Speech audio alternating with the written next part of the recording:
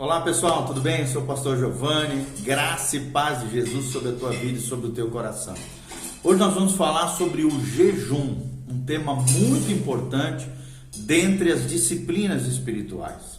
Existem várias disciplinas espirituais, dentre elas a oração, nós já fizemos vários vídeos que falam sobre isso, a meditação na palavra, ou a reflexão, a leitura da palavra de Deus seria uma outra, a comunhão com os irmãos é outra disciplina espiritual, a adoração e embutida a ela o louvor, ações de graça diante do Senhor é outra, e o serviço aos crentes e o serviço ao mundo é muito importante também como uma das disciplinas espirituais. Mas dentre elas existe uma disciplina de extrema importância para você que é cristão, para você que leva Deus a sério, para você que realmente quer se aprofundar na intimidade com Deus. Dentre elas está o jejum e a importância do jejum para o cristão. Então, se você ainda não faz parte do nosso canal, clica aqui, se inscreva no nosso canal, dá um joinha no final, faça os seus comentários e entre nas nossas redes sociais. Ali você tem como nos conhecer, se aproximar de nós, os nossos sites, blogs, Instagram, Facebook, tem tudo ali, e-mail para você entrar em contato conosco e também como você exercer generosidade e semear nesse ministério. Louvado seja o nome do Senhor. Então, o que nós podemos falar sobre o jejum, querido? Em primeiro lugar, nós precisamos entender que a Bíblia mostra claramente que definitivamente há um elo entre a oração e o jejum. São duas disciplinas que caminham lado a lado, como se fossem irmãs gêmeas, A oração e jejum. Apesar de serem diferentes, caminham lado a lado. E o verdadeiro jejum é uma oração intensificada diante de Deus. Então há coisas que se realizam por meio de oração com jejum, que nem sempre podem ser realizadas somente pela oração. O próprio Jesus nos diz isso, e é o texto-chave que nós vamos usar hoje, Mateus 17, 21, quando a palavra de Deus diz: mas esta casta, está se referindo a um agrupamento de demônios, não se espelhe, senão por meio de oração e jejum. Então, a primeira pergunta que surge quando nós pensamos sobre o jejum: quais são alguns exemplos bíblicos de jejum? É a primeira pergunta que nós queremos responder. E o primeiro deles é o jejum de Moisés, relatado em Êxodo 24, 17, e também uma segunda vez relatado em Deuteronômio 9, de 9 a 25, onde a Bíblia Sagrada diz que Moisés ficou durante 40 dias jejuando diante de Deus.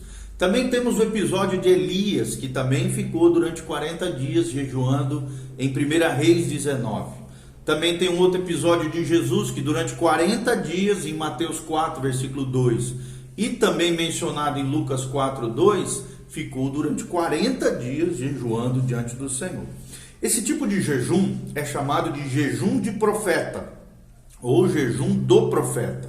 Moisés e Elias jejuaram 40 dias, sem comer nem beber, e foram sustentados aqui, obviamente, sobrenaturalmente pela presença de Deus. Eram jejuns ordenados pelo próprio Deus, então o próprio Deus se responsabilizava de suprir de maneira sobrenatural esses dois homens, que foi Elias e Moisés, diante da sua presença. Claro que nós não devemos aqui tentar imitá-los, a não ser que realmente recebamos da parte de Deus uma direção direta, uma orientação verdadeira, guiada pelo próprio Deus. Sendo vontade de Deus, obviamente Deus irá nos respaldar, até porque biologicamente são jejuns bem complicados, Mas é possível, a Bíblia relata, está ali o exemplo de Elias, de Jesus e de Moisés. Um outro jejum mencionado na Bíblia é o jejum de Daniel, que perdurou durante 21 dias, ou 3 semanas de 7 dias, totalizando 21 dias. Está lá relatado em Daniel 10, de 1 a 3. E também tem o jejum de Davi, que foi por 7 dias, uma semana, conforme nós lemos em 2 Samuel, capítulo 12. Então, temos aqui pelo menos 5 exemplos bíblicos de jejum, da prática do jejum. Paulo também fazia muito isso, os apóstolos também, logo depois da ascensão de Cristo, fizeram isso. A igreja primitiva fazia isso, mas também o Antigo Testamento tem vários episódios onde se menciona esses exemplos bíblicos de jejum. Segunda pergunta que nós tentamos responder aqui: quais são alguns outros jejuns na Bíblia? Quais são alguns outros jejuns na Bíblia? E o primeiro que nós vamos destacar aqui é que Israel celebrava um dia de jejum. Especialmente era conhecido como dia da expiação, dia do jejum. Está lá mencionado em Números 29, versículo 7. Atos também, 27, 9, traz uma referência. E esse era um dia em que os israelitas, o povo judeu, afligia a própria alma através de um jejum diante do Senhor. Nós temos um outro relato bíblico que Esther jejuou por 3 dias e 3 noites, não comendo e nem bebendo. Está lá relatado em Esther, capítulo 4, de 1 a 17. Até porque ela queria entrar na presença do rei, e nós sabemos que ela se preparou para isso diante do Senhor, para ser um instrumento de Deus, para prover, um livramento grandioso do Senhor diante do rei Assuero, ali na sua época, mencionado no livro de Esther, tá bom? Ela ficou durante 3 dias e 3 noites jejuando diante de Deus. Paulo também jejuou 3 dias, está mencionado lá em Atos 9, 9. Logo ali, o seu encontro na estrada de Damasco, a Bíblia diz, ele ficou cego, quando resplandeceu Cristo ali, a luz de Cristo na estrada de Damasco, e até que ele fosse liberto daquelas escamas que o cegavam, por Ananias, o grande profeta ali, Ananias, que impôs as mãos sobre eles e os seus olhos então voltaram a ver.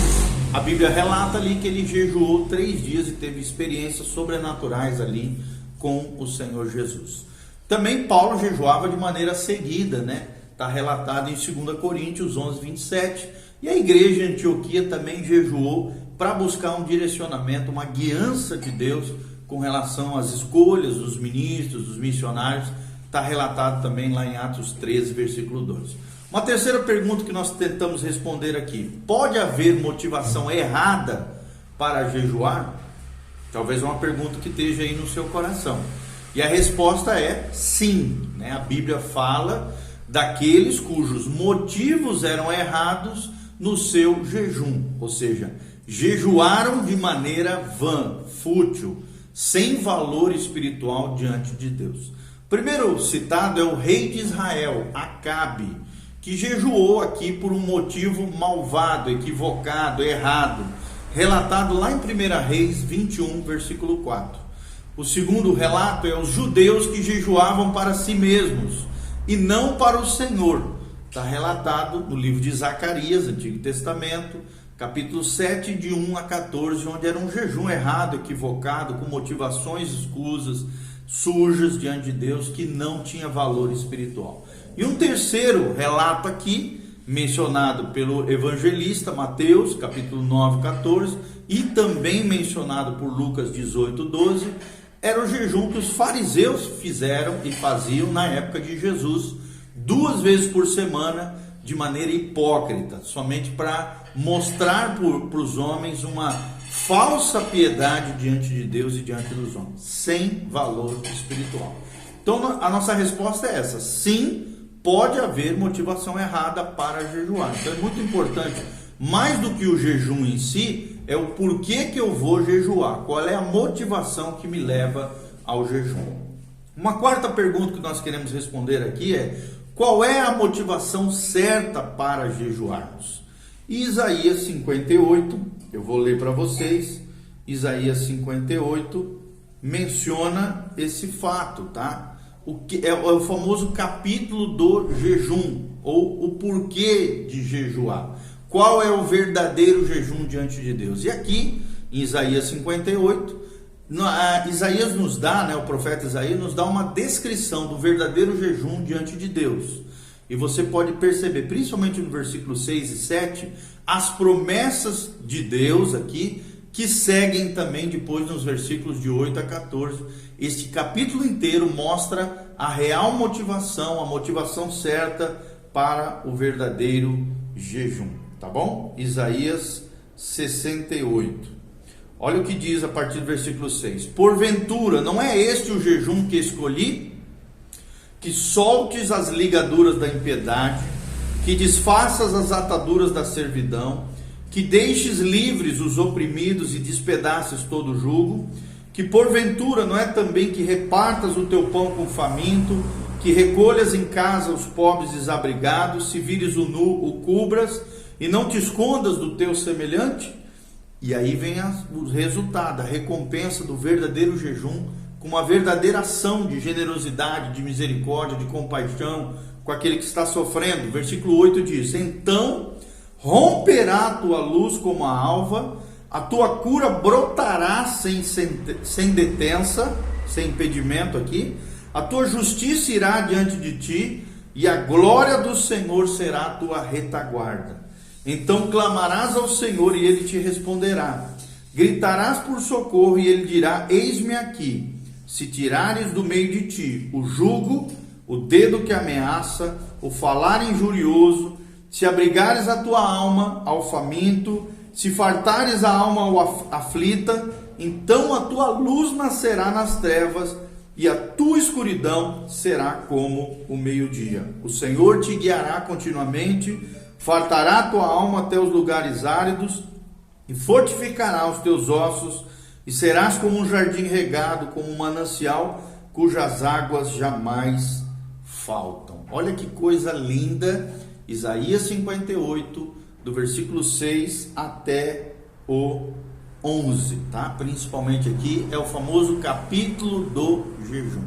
Então nós vemos aqui a descrição do verdadeiro jejum, a partir do versículo 6, né, e 7 principalmente, e depois as promessas de Deus que seguem aqueles que tiveram uma motivação correta, certa, diante do próprio jejum, tá bom? Uma outra pergunta surge aqui: como é que nós devemos jejuar?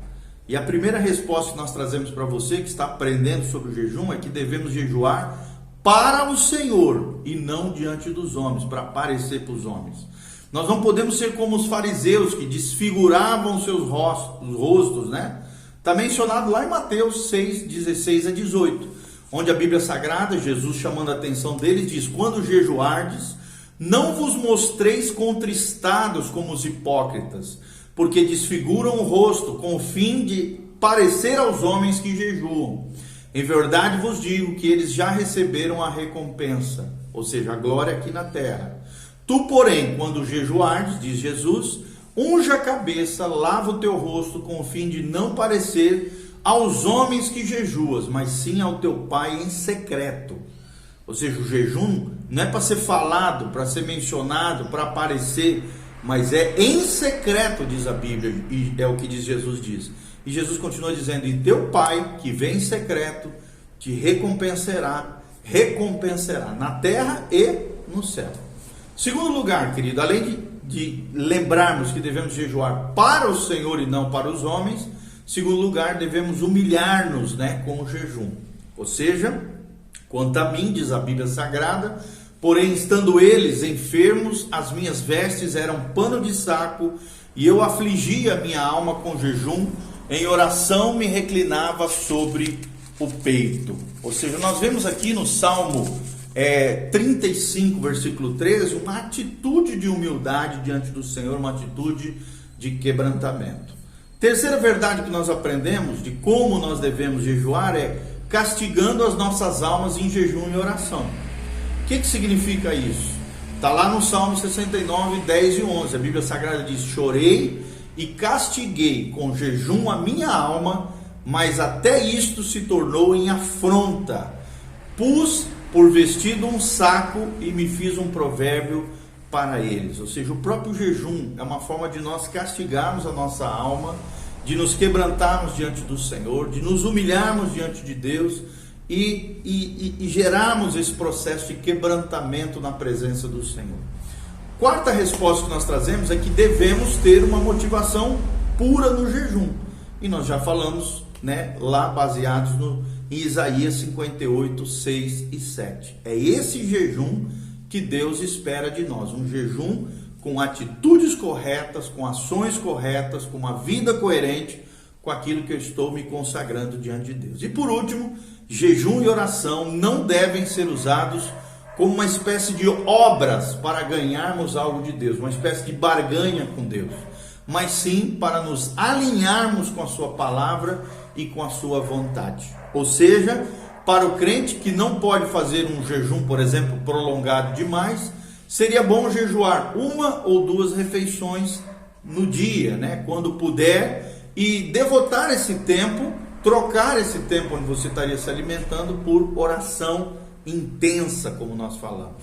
E aconselharmos, é claro, bebermos bastante água durante esse jejum, para que haja uma purificação biológica do nosso organismo e uma limpeza tanto corporal quanto espiritual. E é indispensável orarmos para que então possamos receber o beneplácito, o benefício pleno que Deus intentou dar-nos, ou o objetivo de Deus com relação ao próprio jejum. Sexta perguntinha que nós queremos responder é: quando devemos jejuar? Quando é que nós devemos jejuar?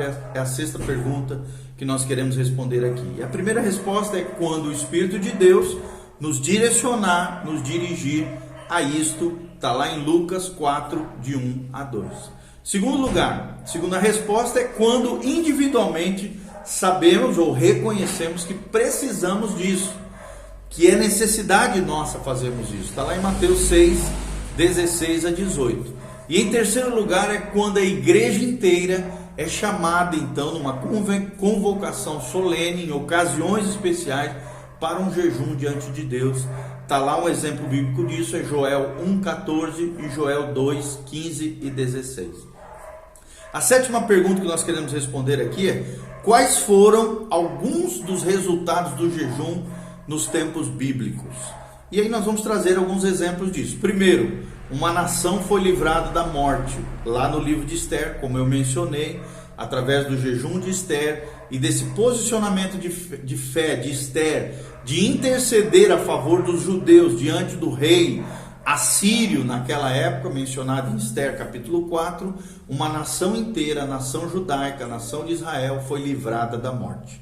Segundo episódio que a Bíblia revela é que a cidade inteira de Nínive foi salva por causa de um jejum, de um arrependimento, de um quebrantamento diante de Deus, de um juízo divino que viria sobre a cidade de Nínive, mas graças a Deus se arrependeram, e está relatado em Jonas capítulo 2 e capítulo 3. Terceiro lugar, espíritos de demônios também serão expulsos através da oração e principalmente aqui do jejum, que nos dará um nível mais elevado de autoridade diante dos demônios e diante do mundo espiritual, conforme Mateus 17, 14 a 21. Quarta resposta: quais foram alguns dos resultados do jejum nos tempos bíblicos? É que os presbíteros foram levantados, pastores, a liderança local foi ordenada através de jejum da igreja local, mencionado lá em Atos 14, 23. Em Atos 14, 23, nós vemos aqui presbíteros sendo ordenados. Deixa eu ler para vocês, eu acho que isso aqui é importante. Atos 14, 23. Olha o que diz a Bíblia Sagrada: e promovendo-lhes em cada igreja a eleição de presbíteros, depois de orar com jejuns, os encomendaram ao Senhor em quem havia crido. Oxalá todo levantamento de liderança, levantamento de presbíteros, diáconos, líderes da igreja, líderes eclesiásticos, estivessem realmente debaixo de oração e de jejum. A liderança seria outra em muitas igrejas que nós vemos aí. Só que infelizmente a gente vê que muitos líderes são levantados fora do tempo, líderes que são levantados por conveniência, seja financeira, pessoal ou familiar. Então, infelizmente, querido, essa regra bíblica, esse exemplo bíblico em alguns lugares não são efetivados.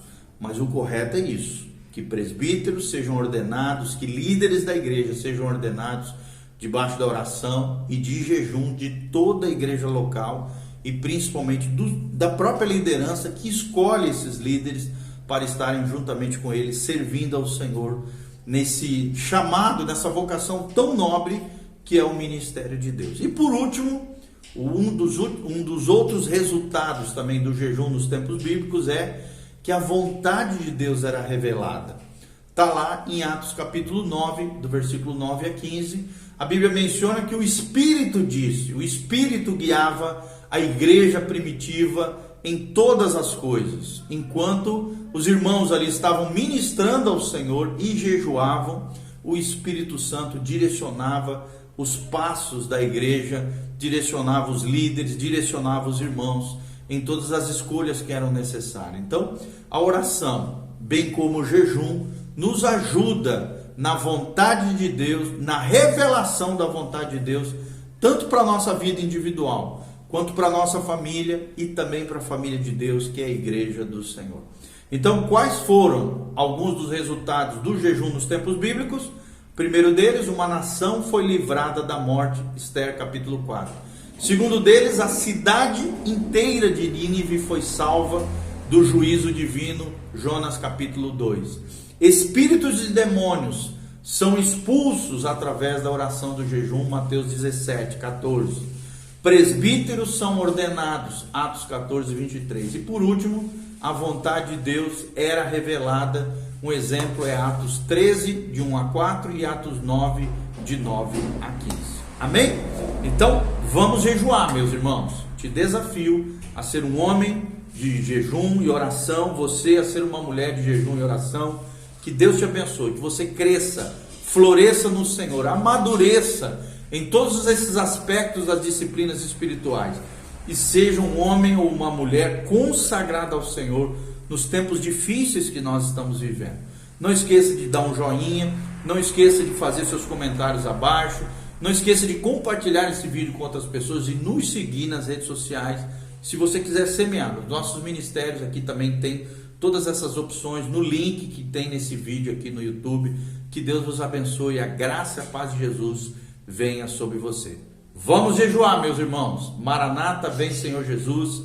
Ora vem, amado da nossa alma. O nosso Jesus está voltando. Por isso, prepara-te para encontrares com o teu Deus. Que a graça e a paz de Jesus venha sobre você, sobre a tua casa, sobre a tua família. Que Deus te proteja, te guarde e te preserve nesses tempos difíceis de pandemia que estamos vivendo. Vamos crescer, vamos florescer, vamos jejuar, vamos orar, vamos mergulhar na palavra do Senhor. Amém e amém. Um abraço, Deus abençoe, a paz do Senhor Jesus.